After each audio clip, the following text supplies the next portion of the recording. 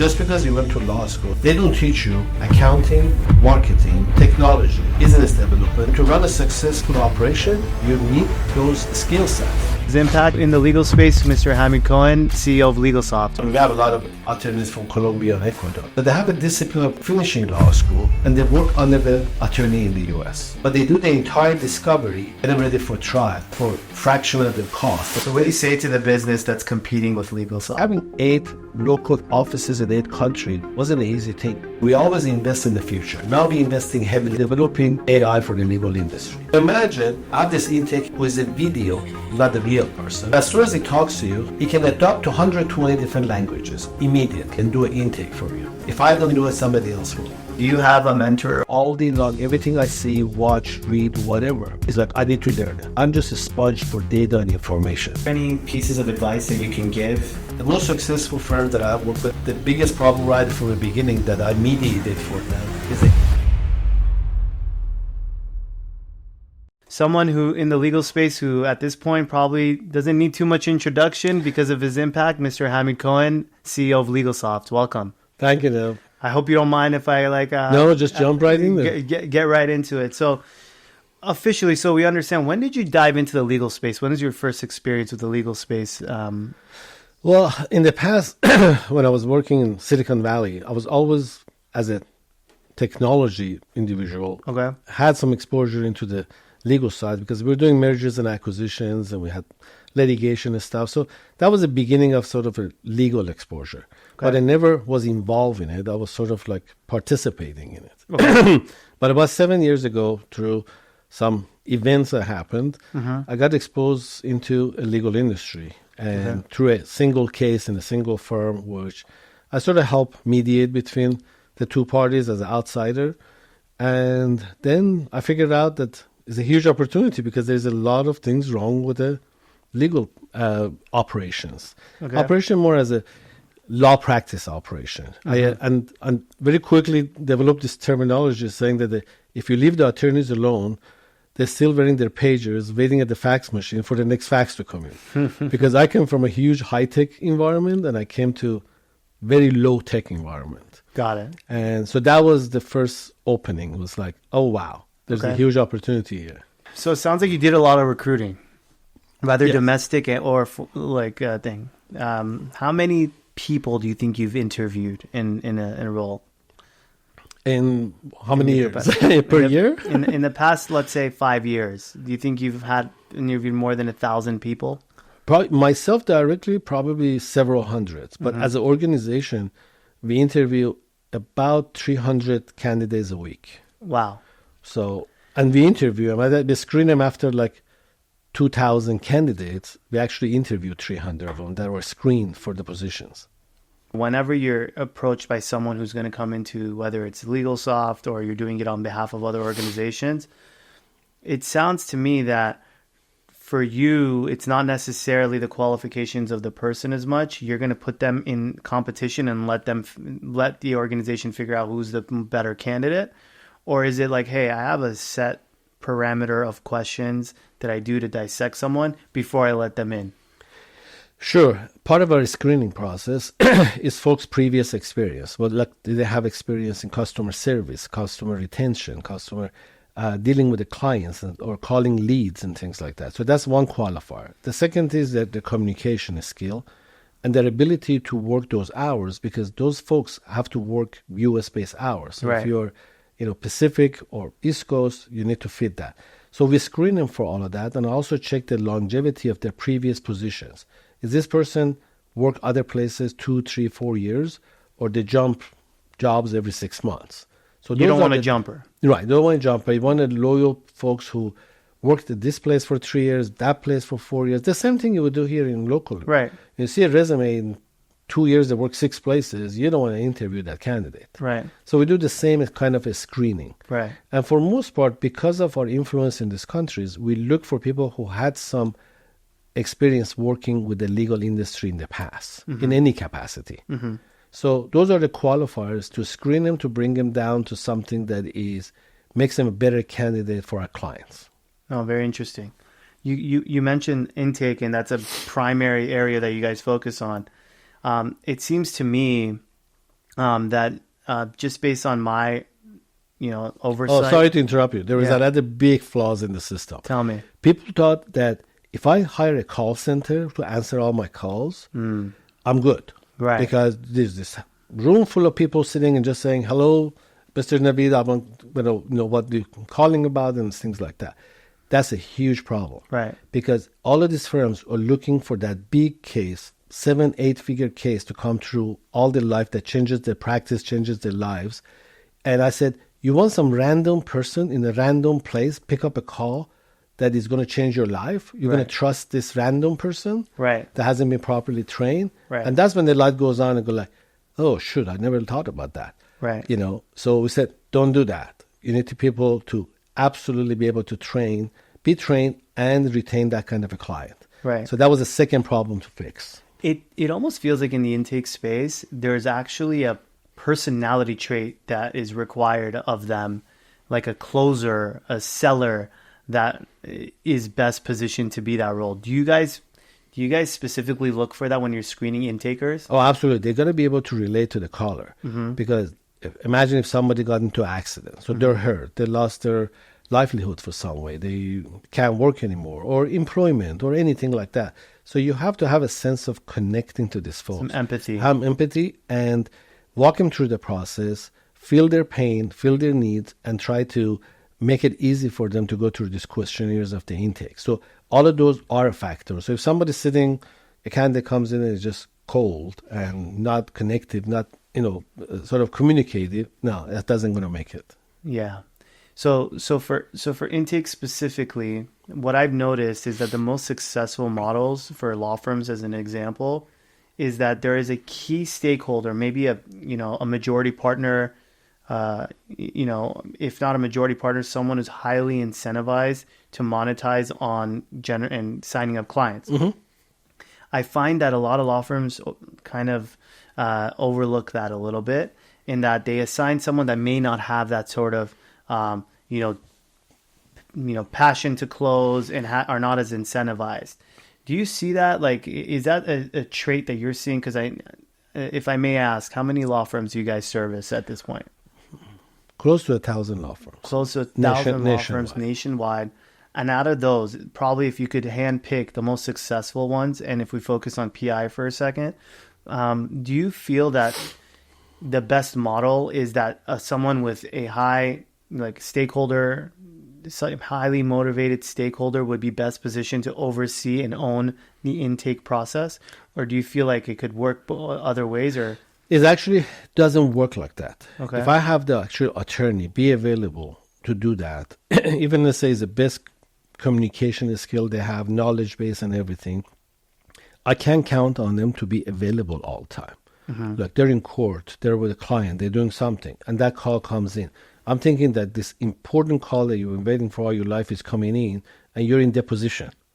I mean, you can't just pick it up and say, I'm on deposition, I'm going to call you back. It doesn't work like that. So my thought in that would be, maybe there's two attorneys, partners. One is focused on primarily and solely that, because at the end of the day, that's what drives a business, generating cases.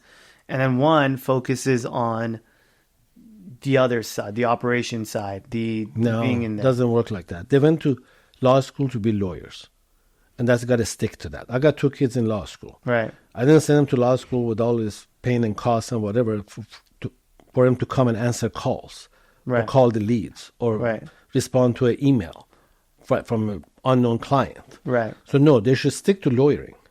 What they should do, they should equip the same. Just like we say the law firm needs a lawyer to be a law firm, it needs an intaker to be intake staff. Intake clients. Right. So you have to be able to prepare to be able to do that if you are spending any money in advertising. Mm-hmm. If you're getting 2 or 3 calls a day or 2 or 3 inquiries a day, sure, that model works. They should get on there, call the person 10 times, email them, text them, whatever, to get them retained.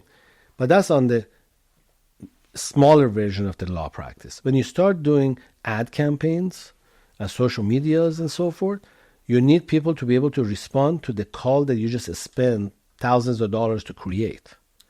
And you can't depend on the lawyer, paralegal, case managers to do this. This was the old traditional way. Who do you depend on? Intake staff. look, if I'm spending $30,000 a month doing advertising, I got to spend another $2,000-3,000 in virtual staffing to ensure that $30,000 investment turns into clients and there's an ROI from it. Right. Because again, the old traditional way, just because I advertise, I should have clients. Doesn't work like that. It's just you get leads. Of course. And the leads, and you mentioned PI. In the PI, the average conversion of the lead to client is about 3 to 5%. Right. Which basically means I got 100 leads, and I'm only going to get 4 or 5 clients out of it. That means I'm calling 95 people, calling, emailing, whatever, to just be able to get those 4 people out of it. Got it. That's not the attorney's work. Right. But so for me, the way I look at it is you have a series of intakers and then you have an intake manager. Yes. Right? Who should be an intake manager? The intake manager should be the intake. How do you, that seems to be a role that is so difficult to achieve. Is that basically you're monitoring is the traffic. The traffic comes in. There's the people dealing with the traffic, and there's the traffic managers who are managing the traffic. Right. So the intakers are the people on the road dealing with the traffic. Right. So they're taking them in. And then there is the intake manager who makes sure every lead systematically being contacted so many times via calls, so many hours of the day, at night, email, text, call again, all of that stuff. So they just need to make sure it does. And everybody, you mentioned about incentives. Everybody has in the organization has to be incentivized. No incentive, basically no great results. So like in Legalsoft, whenever we place somebody in the intaker, we make sure the law firm provide them an incentive for every retained client. And when I say incentive, when you're talking remote, it's like $25 per case. Right. We're not talking about the $1,000 or anything like that. Right. So they make, and for them, that's their upside. So you say, okay, I'm giving you $25 each time the retainer is signed.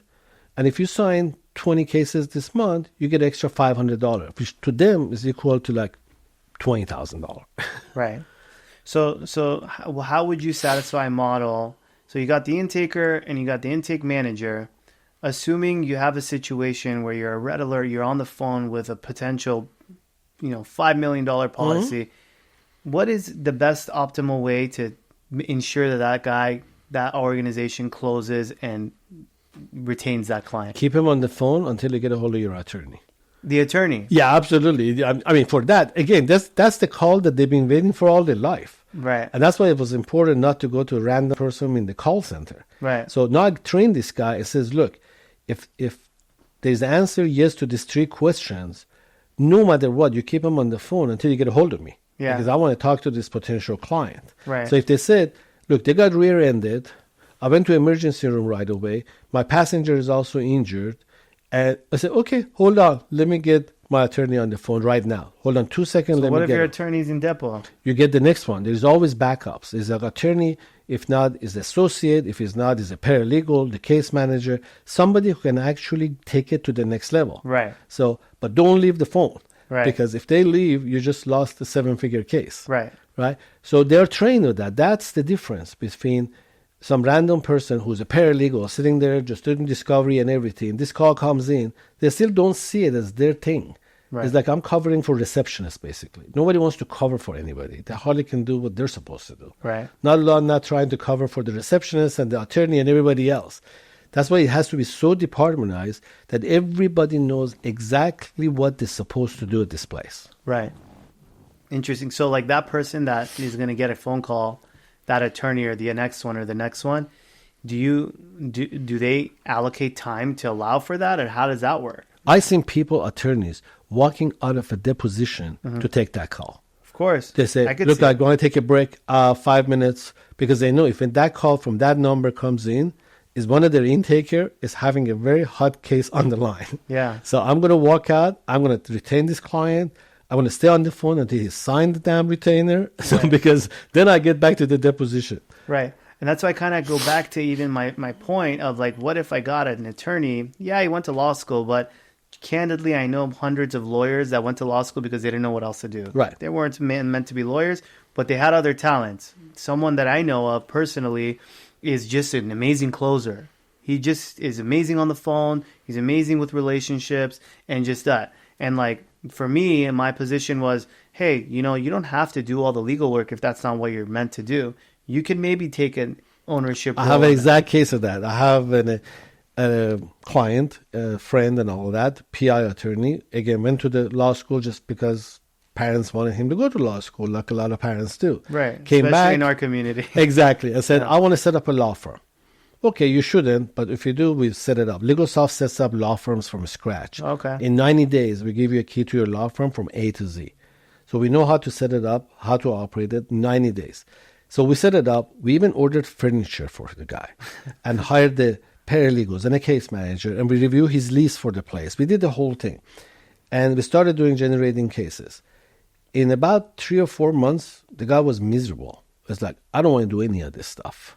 I just want to talk to clients and sign them up. There you go. It took me a year to dismantle what we created.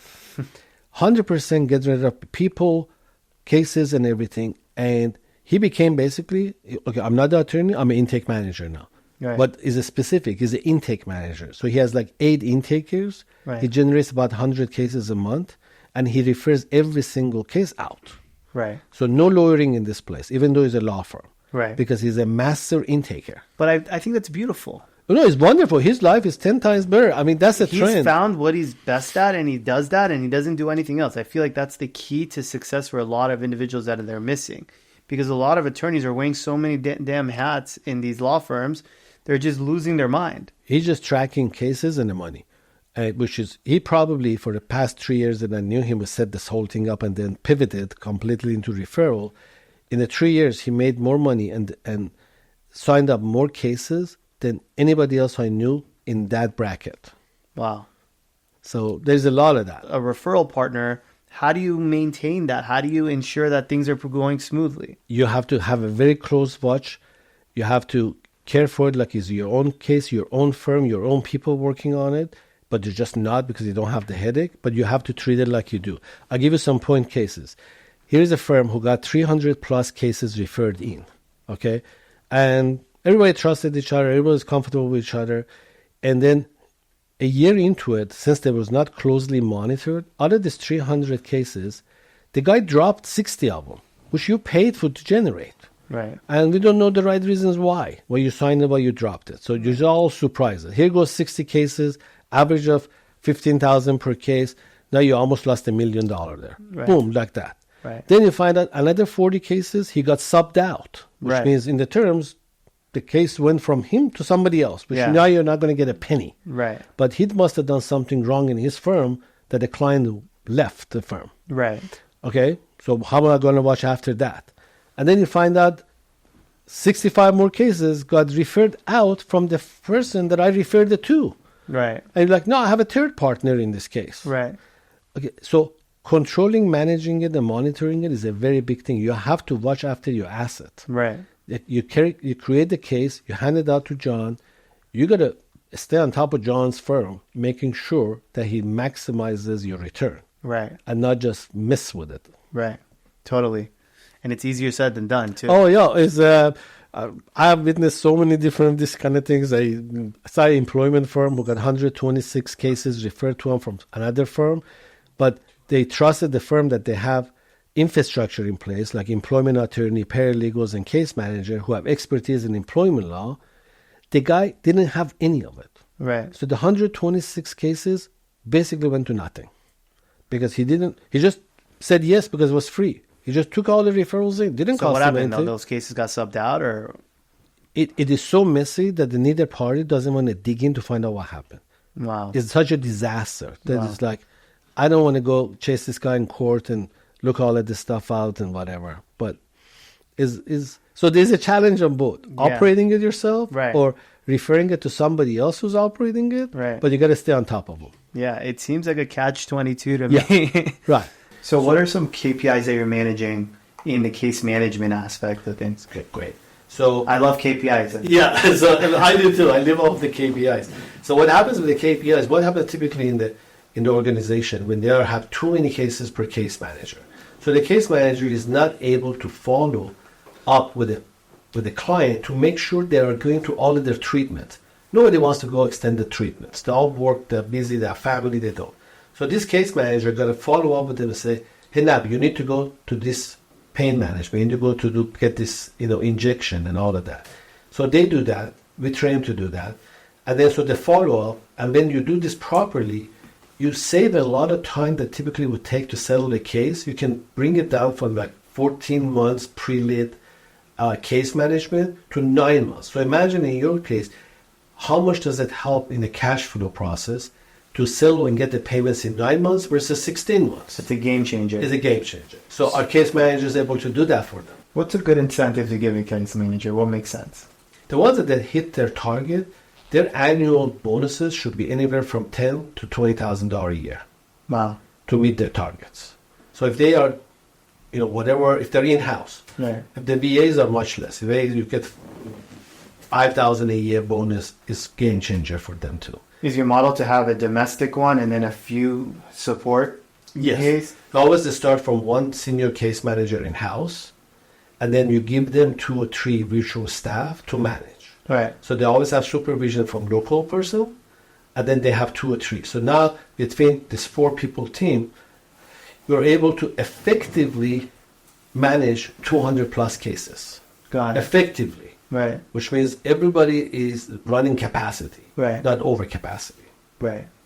And that's critical too, beyond just the numbers. I think long-term growth in the organization, knowing who is, like, so many stakeholders have issues with understanding who is over capacity, who is under capacity, and both are very important. It's all analytic. Right after that, well, firms have a challenge with it. I'm doing all these cases, all these medical records are out there. I need to collect all the medical records for all the treatments they got so I can put a demand together. Well, you're calling all of these facilities who don't have the staff to give you the medical records in a timely fashion. And the case manager doesn't want to chase a bunch of chiros and orthos and pain management folks. Right. So we said, okay, separate that out, get a medical record retrieving VA. So this virtual staff job is only to collect medical records all day long. Right. And you give them a quota. I say, I want 150 medical records collected a week. Incentivize them for that if they hit it. Now the case managers don't have any excuse of closing the case because this doctor from over there did not give them the record. Because this person makes sure he does. So now done your case management, you collect all your medical records. And for some reason, attorneys don't like to write demands. I don't get that. Demands for me and you is like invoices. My God, you've done all of this work for your client. You've done all of this accounting and finance and so forth for them. Right. But you failed to send them an invoice so you can get paid for your time. Yeah. And you say, I hate doing invoices. Well, you're never going to get paid. Right. If you don't send the invoice. Right. The same interpretation and legal is the demand. Write the demand so they see it and they say they're going to pay you or not.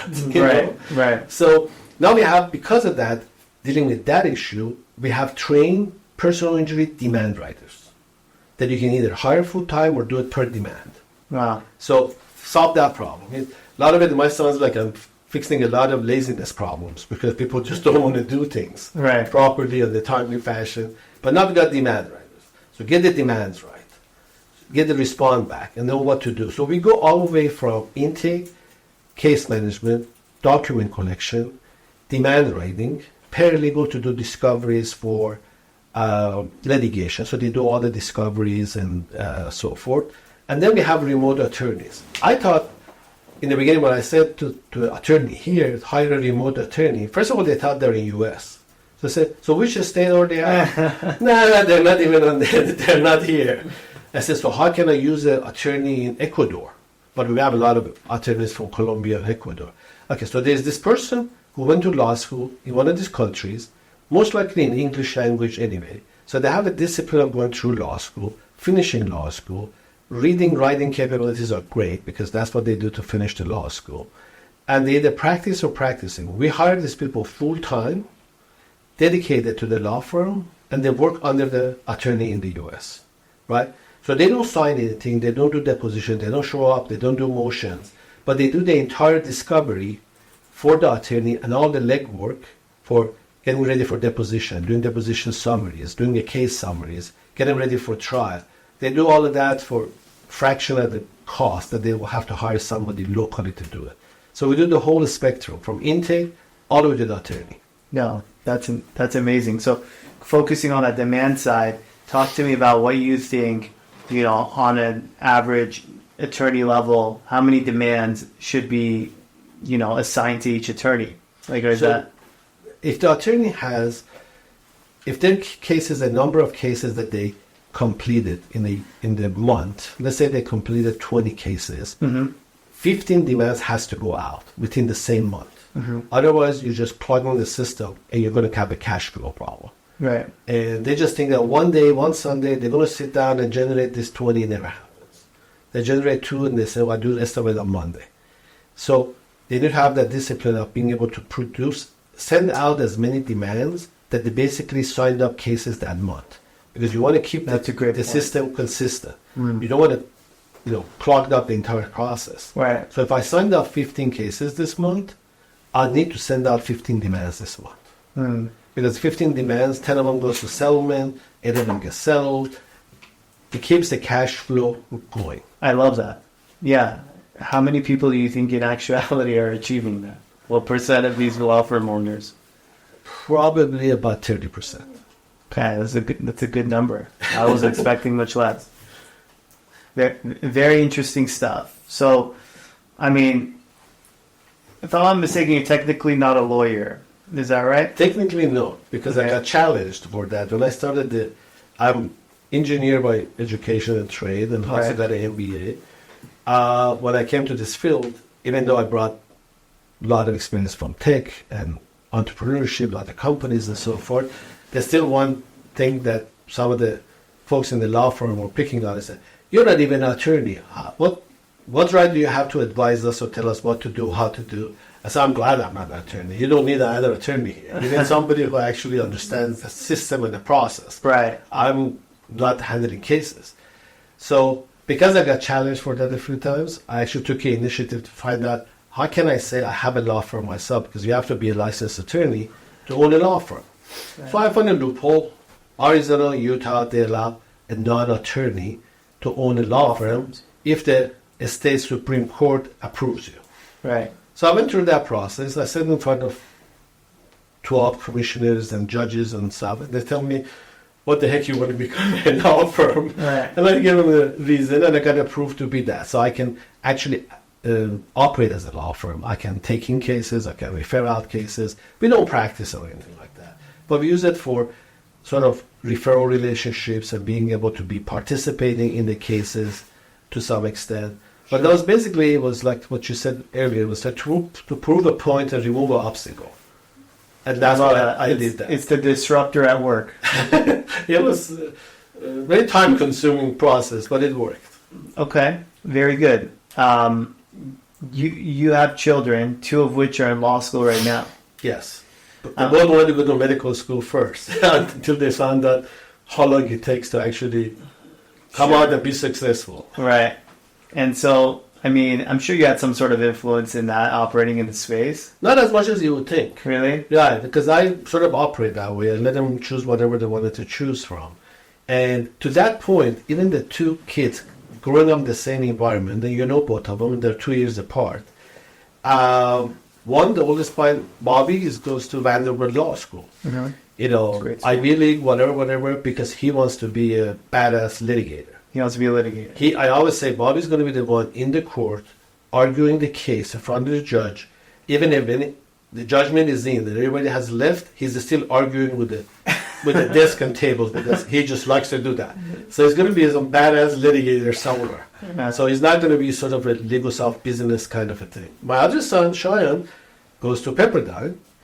And he has a combination of the both. He wants to understand the law, but he wants to do a lot more of a business of law, not actual practicing of the law. Okay. So you can tell, just like with earlier conversation we had, not everybody cut out to be what it's supposed to be. Right. I went to law school, so I need to be in court. No. Right. We can run a business. Right. Or vice versa. So he's even though growing in the same environment and the same thing, one's going to go right, the other one's going to go left. And I'm completely okay with it.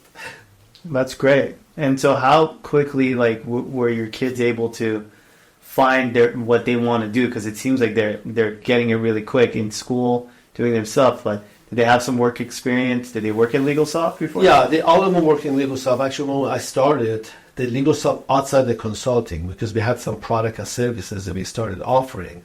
And Bobby, the first one, he had a gap here.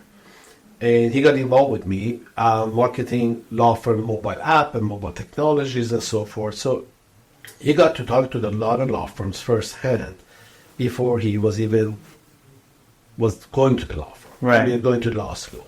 So he got that, and he pretty much carved his own niche when he talked to all these firms and found out good, bad, and ugly. Right. So then he decided, okay, I want to go this path. I don't want to run a business of law. I don't want to be intaking like we talked about. Even we'd be great at it. It's great communication. Yeah. But he's not going to enjoy it. He's going to hate it. Right. So he did that, and Shayan worked on also in Legalsoft over a year before he went to law school, and so they got exposed to everything you can imagine getting exposed to within the law industry.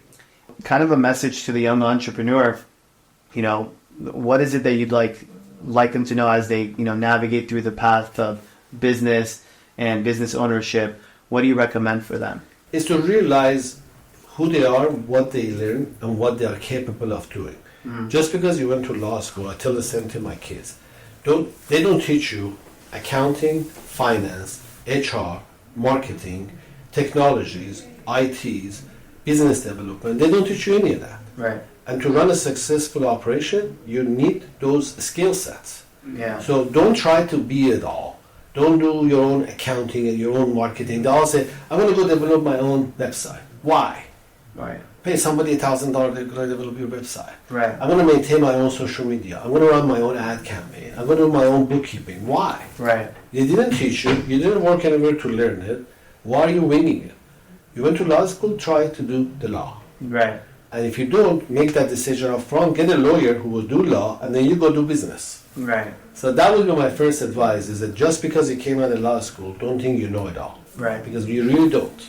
Right. And is like the work experience like a finite number of years or things that you recommend, or is it just different for everybody? My recommendation is always minimum of 3 years. 3 years. Working in the industry for 3 years. And that also depends what kind of a place. You go to these places that you work, that they want to use you as a labor. So they focus you on one thing, like you see when you go to some of these firms, and they just train you to build one thing, and they keep excluding you from everything else. Don't worry about this, don't worry about that. What am I learning here? If my intention is someday to open up a law firm. So even if you go and work in some of this law firm, try to get yourself involved in all aspects of the firm, even if they don't let you. Got it. I'm amazing. Do you ever take a step back and just say, holy shit, like what's going on? Like, does it ever scare you? Oh yeah. It doesn't scare me, but I get the warning. Yeah. Especially in my family, make sure I do. Yeah. Get the warning. Is that just like you just said, what the heck are you doing? When my wife always says, when people ask me, what do you do? I can't even explain it. So can you just give me one-liner so I can tell them you do this? Right. So yeah, but that's what keeps me going. Right. I like challenges. I always like one challenge after another. I don't get tired of working. There's the stress. Right. No question about that. But I get driven like that. It's like there is 10 more problems to solve. Mm-hmm. I'm always trying to do problem solving. Right. And sometimes it's with innovations, creations, communication, whatever. But it's find a problem and try to solve it. I love that. So, I mean, how do you manage all the different ventures that you have so effectively? Is it, I mean, do you have great relationships, or like how do you manage that so well? Well, the relationship and resources is obviously the big thing. So I have a lot of partnerships with a lot of skill set, a lot of experts in the legal, in the business, all kinds. I am a big fan of partnerships. So I have a lot of partners in different things. But the way to operate it, when I wake up in the morning, I usually have a full schedule all day. But each one of those is almost like a full-time focused thing. So like when I'm talking to you here right now, nothing exists in my head from what's going on outside with the 10 of the businesses I'm involved with. Entire focus is this. It's almost like this is all I do all day. Right. When I go to Legalsoft, that's it. If I'm going to my other company, it's that. So being able to do an on and off switch in your brain all day with 20 different things. Do you think it's a characteristic trait, or do you think it came with experience and trial and error? It's both, but mainly characteristic trait to be able to not carry forward things from your previous meeting, previous incident, previous problem, previous conversation. It's like, people would think I'm 100% just dedicated, focused to that conversation, that business, that problem. Mm-hmm.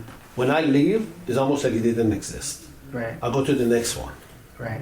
So that's what I've developed over time to be able to have 20 balls up in the air, basically, and hopefully not drop any. Right. So you mentioned you have a lot of partnerships. Just over time getting to know you, it seems like you've developed a reputation of being just like a shrewd, cutthroat, straight to the point businessman. Yes. And you cultivate deals that make sense for both parties. Mm-hmm. But ultimately, as a businessman, you need to make sure you're taken care of. Right. In these partnerships, when you're developing them, when you're deciding on whether to enter in them or not, are there any pieces of advice that you can give to help, folks that are considering going into different partnerships make the best decision and make the best deal for themselves? Sure. Making everything clear upfront is like, what is my role in this partnership, and what's yours and what's his, specifically. So we don't overlap, because overlap will prevent any progress. Right. And then ability to make decisions. So if I am in charge of the operation, I'll make all operation decisions. If you're in charge of legal, you make all legal decisions. Right. And you don't have to second guess yourself and say, oh, I should ask Hamid for this or whatever. No. We all have our roles, and we have our own deliverables, our own KPIs, just like we set it up for our staff. Right. And as long as you stay in your lane and you don't try to interfere or second guess your partner's decision, you can have a healthy partnership. Right. Yeah. Otherwise, we're just like going around the circle. Right. It's like, oh, you didn't ask me for this, you didn't ask me that, I didn't approve this, nothing moves forward. Right. So you look for decisive people ready to make a decision, and maybe, it seems like it's a part of identifying and really recognizing who you are and what your value is, and supplementing with a partner of something that you want to be covered that may not be covered by what you would try to do. Yeah, and they have to agree that they're comfortable with it. Right. So our agreement is that I'm going to run finance, I'm going to run operation. You have to trust me and let me run it. Right. If you're going to second guess me all the time, this is not working. Mm-hmm. I'm out. Wow. Or vice versa. I came to you, no, keep this case, settle this case, and stay out. Right. Nav's supposed to make those decisions. Right. Good, bad, or ugly, you have to live with it. Right. Or you have to come back on the table or renegotiate the partnership. Right. So stay in your lane. The most successful firms that I've worked with, I'm working with a lot of firms that are partnerships. Right. And the biggest problem right from the beginning that I mediated for them is exactly this. What is your job? What is your job? What is your job? Are you guys all agree and trust each other to do that? Then stay in your lane. Don't cross. Right. Do you have a mentor of yourself that you kind of work with? Not the mentor, but I am in a constant learning. Uh-huh. I never stop learning. It's almost like a good, bad habit, whatever it is. I'm just a sponge for data and information. So all day long, everything I see, watch, read, whatever, is like I need to learn it. Uh-huh. So for the lack of better word, it's like I'm just a data geek, an information geek. So I look at that sometimes being the mentorship, and I refer back to my past. I worked 30 plus years in a big corporate, and I was involved in a lot of this scale. Like one of the companies I worked with when I went in there, I was employed 326 specifically. When I left, it was 13,000. So I saw the problem. So I refer back. What would they do? How did they do that? How did they do it? So my mentorships comes from a history and experience and the back data that I use to be able to train myself better and make better decisions. Yeah. So one of the things that you and I talk about a little bit is just the disruption from the disruptor of AI and how things are drastically changing by the day in this space. whether legal field, medical field, accounting industry, or anything, it's happening. Right. What is Legalsoft doing to kind of adapt and integrate best with Sure. AI? One of the foundation of the AI, I work in the data industry for about 8 years. Data warehousing, data mining, decision support, data management, all of that. So when this AI happened with the law, it was like the best thing could ever happen to me because I couldn't relate this data management background to the legal industry properly, and now this is a perfect marriage. Right. So I got very excited very fast, and I even wrote a book real quick because I had it so much in my head, how to scale your AI law firm. Mm-hmm. It was because of that I had to dump it out. I remember it started with how to scale your stupid law firm. Yeah.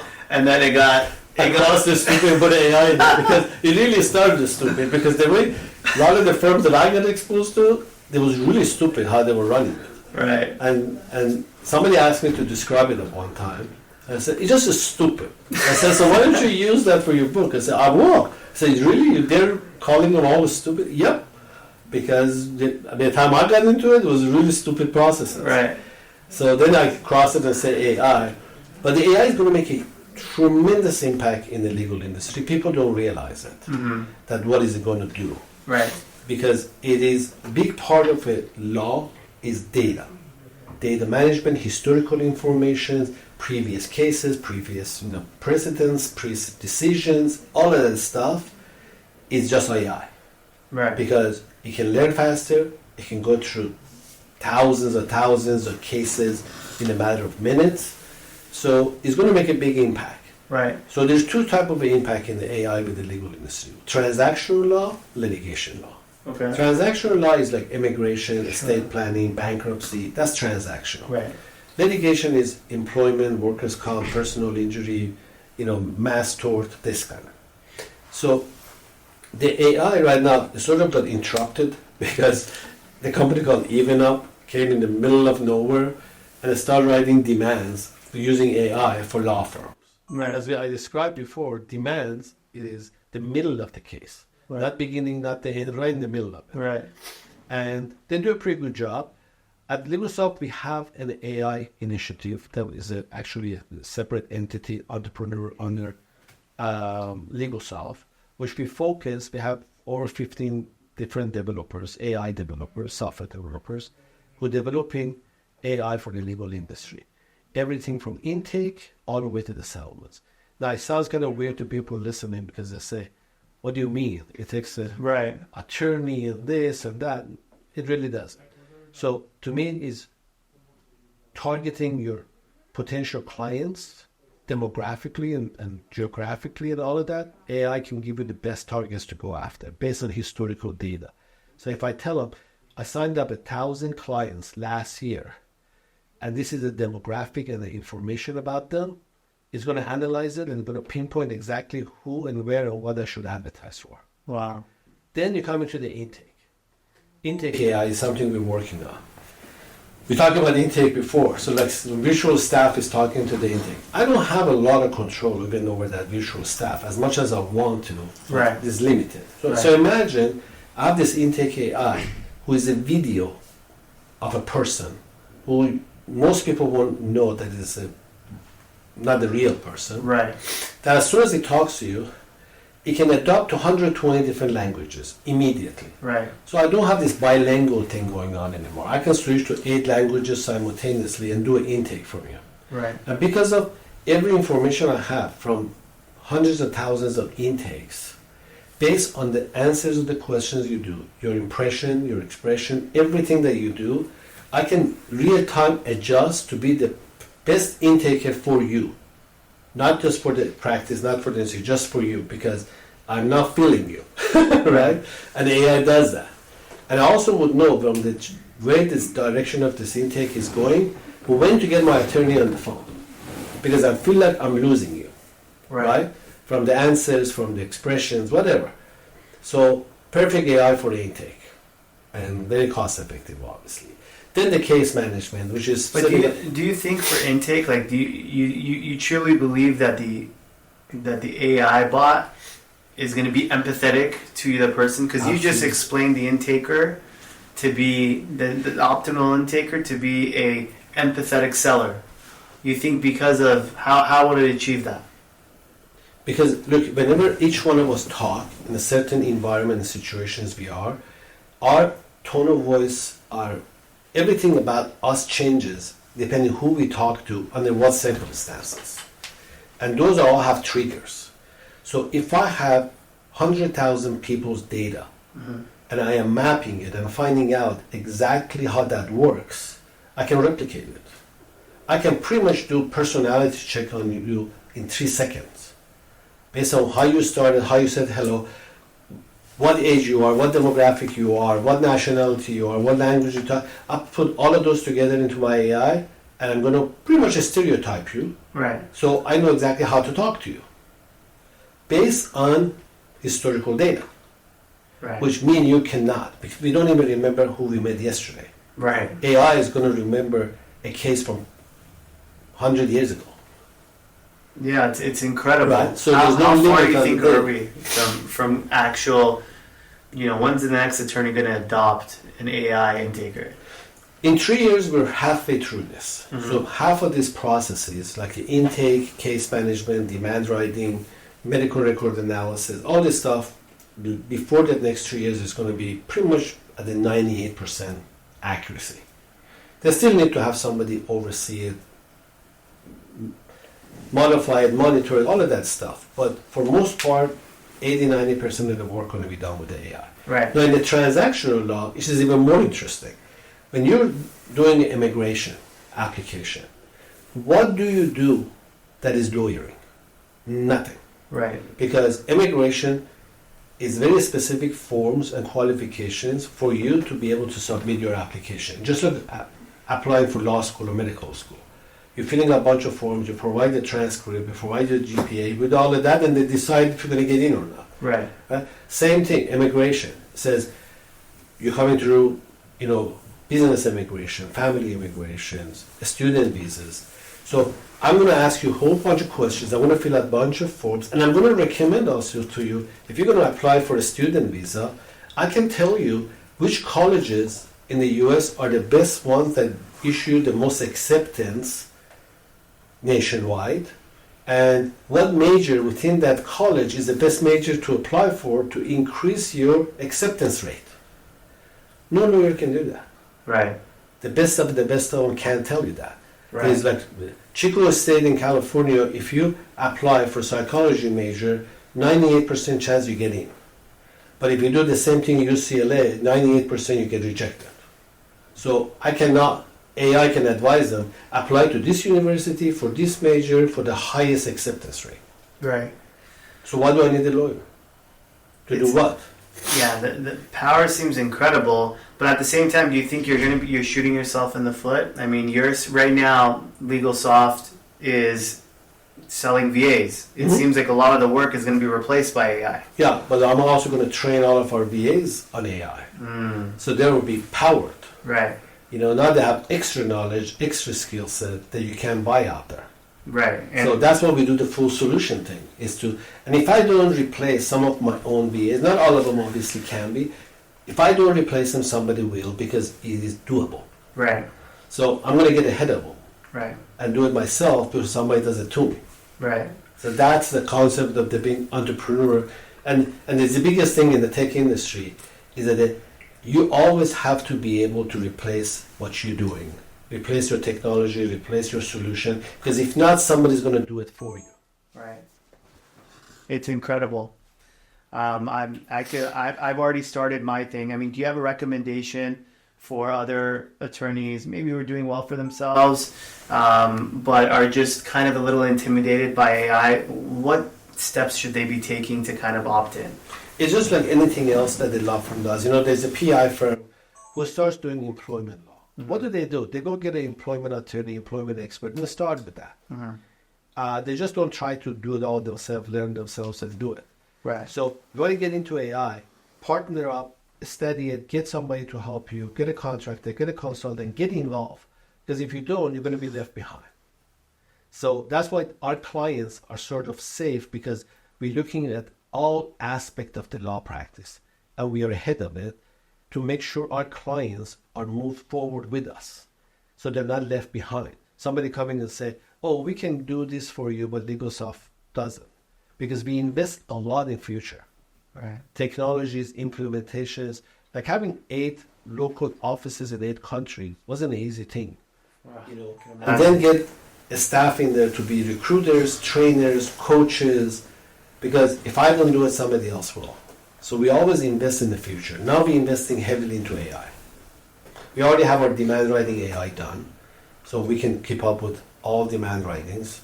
And the intake is in the process, so we'll finish that. But we're going to have an A to Z of PI, which I'm going to, my big thing that I keep telling people is that I want to get to the point somewhere down the line where I press this button and get a client, and I press this button and I get a settlement. It's just like, let the machine do the entire thing. In pre-litigation. Right. I don't want to annoy those people who say, that's not all. Yes, there is 15% litigation, which takes attorneys, paralegals, expert.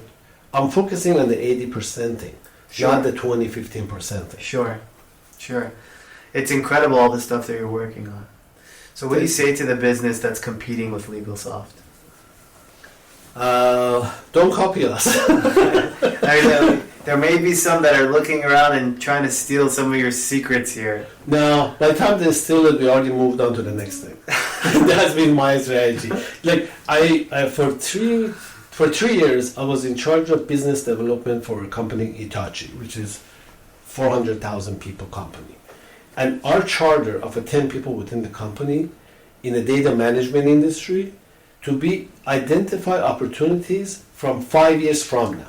So we couldn't work or propose anything that is below the 5-year mark. Right. Like 5 years from now, we should have this. Right. So you learn to think about the future and not the current. So always try to stay ahead of the game and ahead of everybody else. And if people will follow, copy, whatever they do, but you're already 3-5 years ahead. I love it. Hamid John, I think we even went over, but I could go on for days with you. It's been an absolute pleasure having you on. Thank you for joining us. I hope you come back soon. Absolutely. It's been a pleasure. Great conversation. Thank you, Matt. Take care.